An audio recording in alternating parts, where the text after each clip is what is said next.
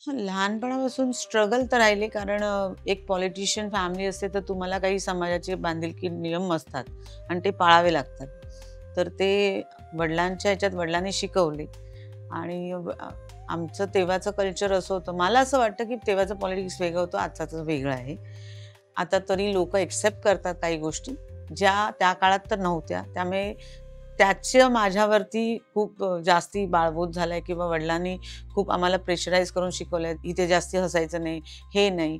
पण तोंडात म्हणजे समोरचा माणूस चुकलाय, हे चुकलाय, ते सांगायला मी घाबरत नाही. ते ऑन दी स्पॉट येतं आणि मी चापलूस नाही. मला पटकन बोलता म्हणजे मी त्या गोष्टी ते वडिलांकडनं शिकली. बरोबर. तर तो मला आता नवऱ्याच्या नावाचा पण आताच्या पॉलिटिक्सच्या गोष्टी वेगळ्या आहेत. वुमन्स ओपन जास्ती आहेत आणि आपल्याला कल्चरही खूप बदललंय. बदल झालाय. सो त्या बदलाचा पण म्हणजे फायदा, तोटा दोन्ही बोलू शकते मी. मला मुलांना शिकवताना खूप गोष्टी सांगाव्या लागतात, की नाही हे चुकीचं आहे, हे बरोबर आहे. कारण त्यांचे विचार आत्ताचे आहेत. बरोबर. पण मला काही माझ्या वडिलांचे विचार पटतात, ते मी त्यांच्यावरती टाकत असते, की नाही, नाही ह्या गोष्टी व्हायलाच पाहिजेत आणि ह्या असल्या पाहिजेत. हं. त्यामुळे मी दोन्ही बाजू धरून चालली आहे. दुसरी गोष्ट अशी आहे, की पॉलिटिक्स असल्यानंतर आम्हाला पण थ्रेट कॉल येतात.